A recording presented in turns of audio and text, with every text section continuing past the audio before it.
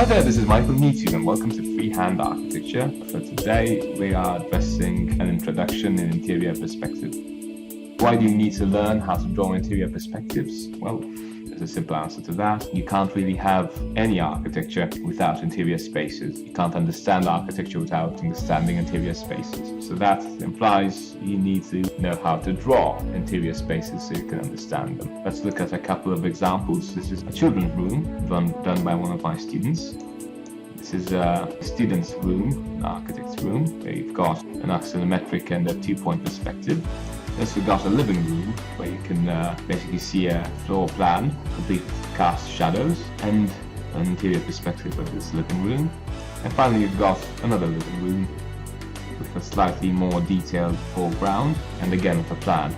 So for starters, you've got two types of perspective which you could use to show interior spaces. Two-point perspectives like this and this, which compared to the standard boxes which we will be drawing are like the same as a simple box, but you just draw the inside of it. This is the two-point perspectives. Then you also got one-point perspectives, which are like this and like this. Two-point perspectives aren't very useful in interior design and drawing interiors. They're not very useful mainly because they don't show too much info. If this is the plan of our room, well, you can basically see here two walls. This is more like a local perspective than a proper one. This is also like a local perspective. You can only see this area here.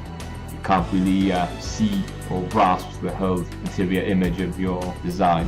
But here, you can actually see quite a bit of detailing. You can see three walls, like this one, and this one, and a fairly lot of spatial depth and detailing. Same here.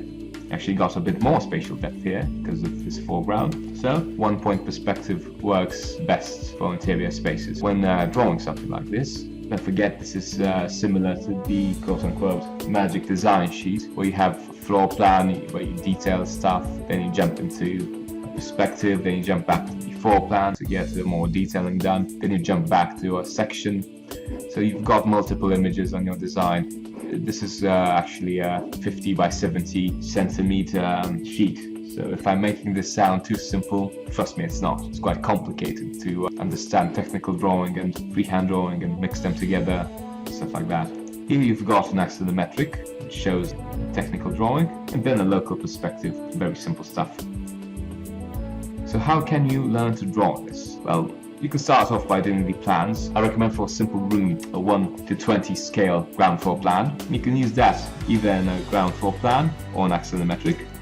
And use this to figure out the technical aspects of your room. A standard height of 280 meters, let's say. Each of these doors has like an opening of 90 centimeters. The window doesn't go all the way through up to the floor slab. It goes like 50 centimeters below the top of your floor. The windows don't go all the way down. They start from a height of 1 meter. The same here. We've got windows that don't go all the way down or up because they're obviously of structural elements. Got this truss going like this. This room is in a building somewhere. This is in a modernist or modern house, and you've got a full glazed facade over here. But I don't recommend you do that. It's fairly hard to make it stand out properly and make it realistic. Also, you can avoid this sort of weird L shape. You need a bit more glazing to get a realistic sense of depth to your space. Something like this maybe. So you got like a technical drawing, then you've got a perspective. For your technical drawing, I recommend you slap on some shadows. Volume shadows and cast shadows. These are 45 degrees for your plan, and then you need to show the shadows of the objects. Each room has its own functions which you need to represent. There's no going around it. You can't really not put windows in a room or not put an access. You know, if it's a bedroom, there's no way you won't show beds, for instance, or like a work desk. Yeah, all of this has a certain logic to it. We'll be covering in a different video. For now, we've got entrance, windows with the separate heights.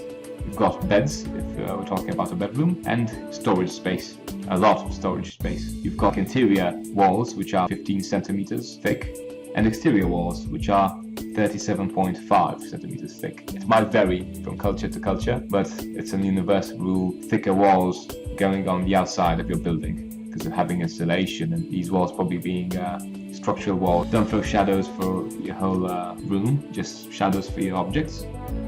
You need to go and start detailing.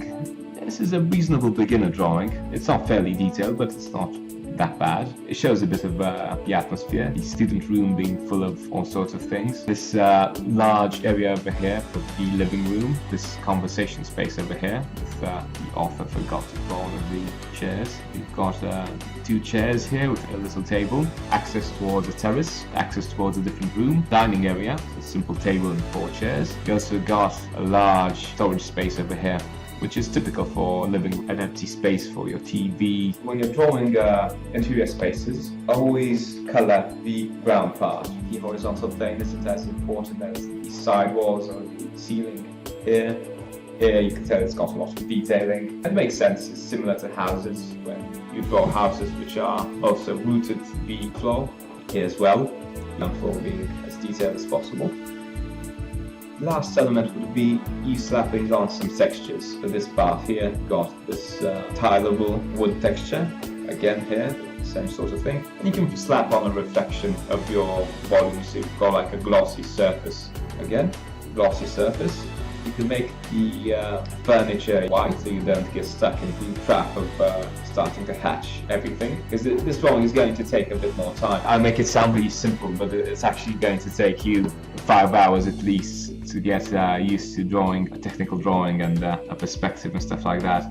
For a bonus of spatial depth, you need to draw a stronger foreground. You can see the author of this drawing took the floor apart, make it look like it's a 3D model. You're seeing the flooring here. Same sort of effect here. So you see these tiles going like towards the viewer. This adds a bit of spatial depth. It's really important to get a correct sense of spatial depth. Also, you need to have curvilinear furniture, because you can't really have a sitting area which is like made out of stone. You could actually sit on it. You need to have curves alternating with a fairly rigid space. And the last thing would be having a focal point for these one-point perspectives. So this glass area over here, we have a bit more contrast, because you need to make this perspective be deep, be able to draw like 5 different rooms. Like I've detailed 2 types of rooms, a living room and 2 types of student room and children's room. It's quite enough for you to get started to draw a technical piece and 2 different section and plan or an axonometric and 2 different types of perspective, 2-point perspective and a 1-point perspective. It's much more interesting when you've got a full brief and you've got the full lesson to draw. So if you found this video useful, don't forget to share it with your friends, leave a comment in the comments section below, and subscribe to the channel. I'll be posting many more lessons on drawing architecturally. This is Michael Nitu. You take care and draw nicely.